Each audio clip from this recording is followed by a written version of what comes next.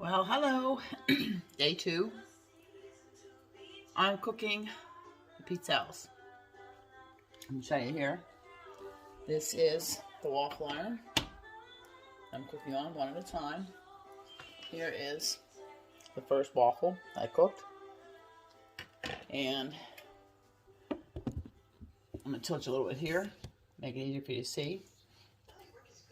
This is a must when you're making cookies. It's a little cookie scoop. And you scoop the cookies and put it in when you're making the waffles. Oops.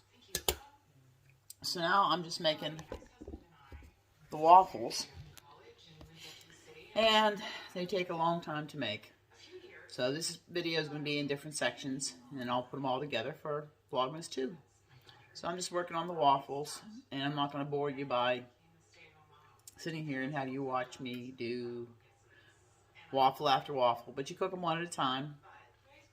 You cook so long on one side, then you flip it over and cook it on the other side, and then you take a fork and put it in and put another one, and that's about all you do how you do waffles. And some of the cookies that are going to be made are what's called tataluch. I'm going to make the zepla, which is fried snakes. It's like a bread dough, and you fry them. They look like snakes. I'm going to make a wand, which is like macaroni dough, and they're fried bows, a very light pastry that you fry, and then you put confectionery sugar on top. And I'll be making the Russian tea cakes. And what else? The thumbprints, and cream cheese spritz cookies. Oh my heavens, I have the zemoli, the strafoli, some of the cookies I'll be making. But as I make them, I will pop in and do a little video as I'm making them.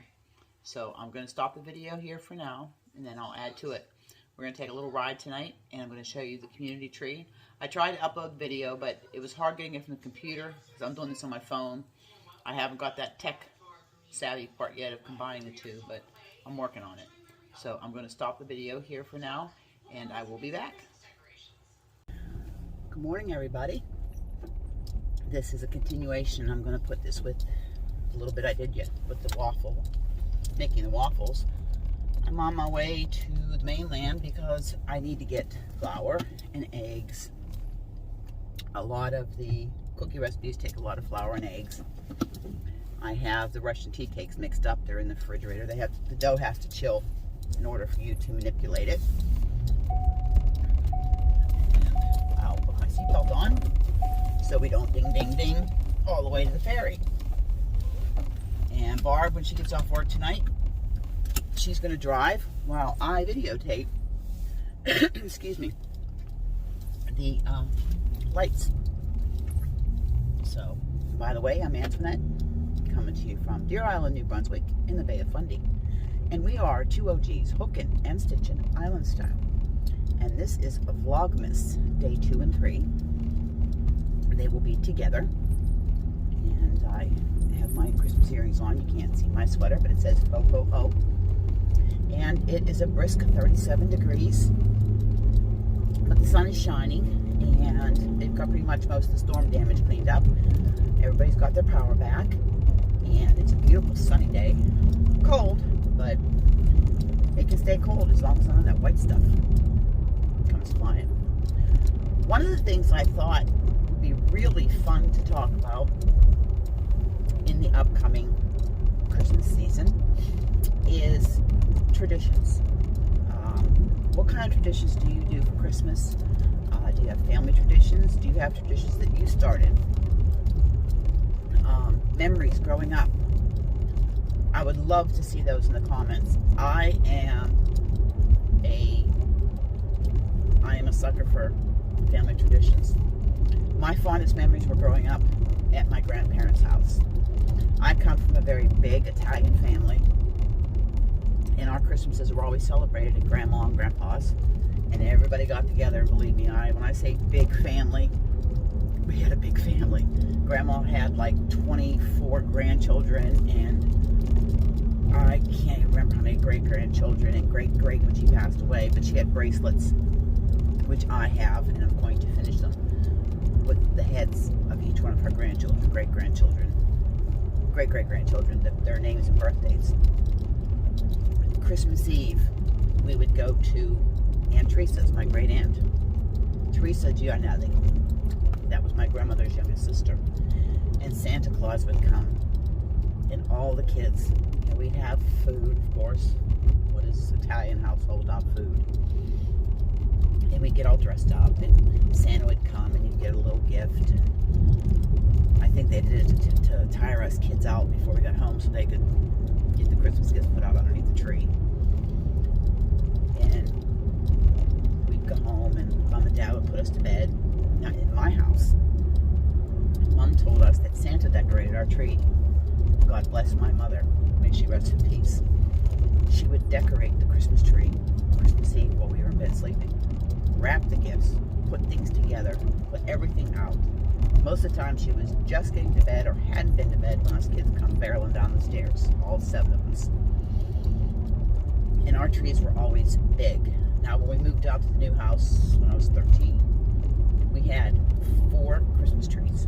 2 of them were 10 feet tall. One was a formal tree in the formal living room and dining room, which was all done in burgundy and gold.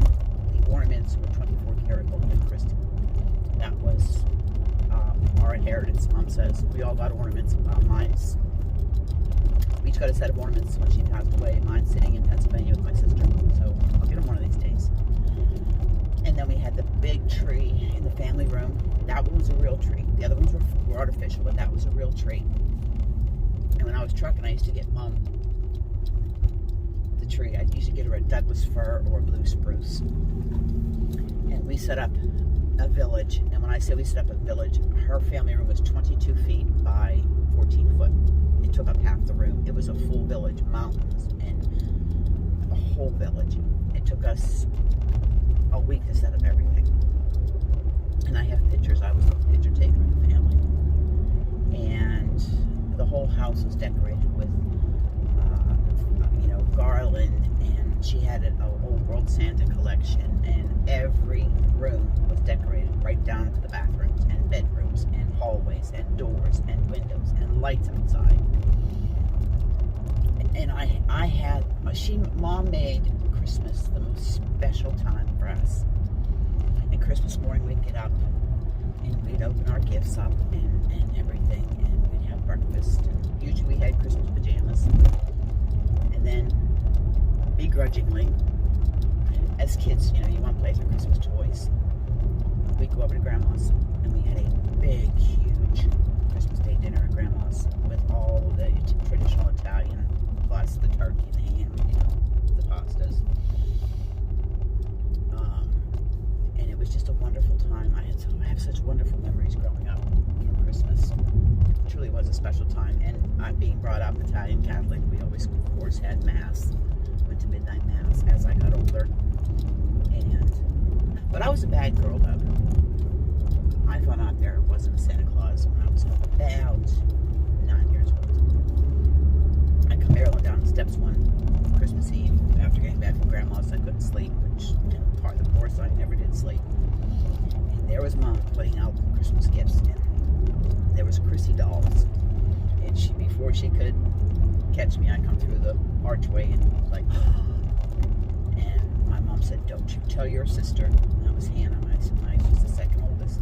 And of course, upstairs I went, and I told Hannah there was no Santa Claus. Mommy and Daddy were Santa Claus. Of course, the next day I really got reamed on for that one. Hannah cried. She was upset. She was a year younger than I was. But those are the memories I have from Christmas. Of course, when I had my children, the wonder of them on Christmas morning is what made Christmas special for me. Whatever your beliefs are, I was brought up that we celebrated the birth of Christ. And on Christmas Day, we had a birthday cake for baby Jesus, which we sang happy birthday to. My youngest sister's birthday was 2 days after Christmas. But once the kids got older, Christmas kind of lost something. And now with Mom and Dad gone, and my youngest son gone, and of course my grandchildren living down in the States, and that, Christmas isn't the same. But the kids on the island, Christmas tree lighting, Christmas Eve with Santa at the tree. It kind of helps a little bit. And this year, I'm trying to do the cookies and stuff. And it's kind of like Mom's there with me, and it gives me a little bit of the Christmas spirit. So I hope through these Vlogmas, I can share with you some of the traditions that I grew up with. And I hope you share with me in the comments some of the traditions that you grew up with. So I'm on my way to pick up hubby. He's waiting for me down at the ferry. He just got his SVMO, which is his certification on the last ferry. He's got all 3 ferries now for chief engineer. So he is now certified on the Apniki too. So he's all excited. And I guess that car doesn't come equipped with turn signals. And we're gonna go to the mainland, and because he has to pick up I have to get the big bag of flour, because like the zebra, the snakes that I make, take 5 pounds of flour minimum. And I've been doubling all my recipes because I do make up trays and cookies and stuff, and I give those as Christmas gifts to my neighbors and stuff. So I will try and put this with my other video, and I'm going to make another video on my computer so I can put in the tree lighting for you. And I hope you have a wonderful day, and whatever you're doing today, whether you're wrapping presents, I still have Christmas knitting and crocheting to do. In fact, when I do the other video, I'll show you the pile of Christmas yarn that I was going to use to make a scarf, and what I'm doing with it right now, which is yarn vomit. My favorite thing to do. So have a great day. Hugs, smiles, happiness.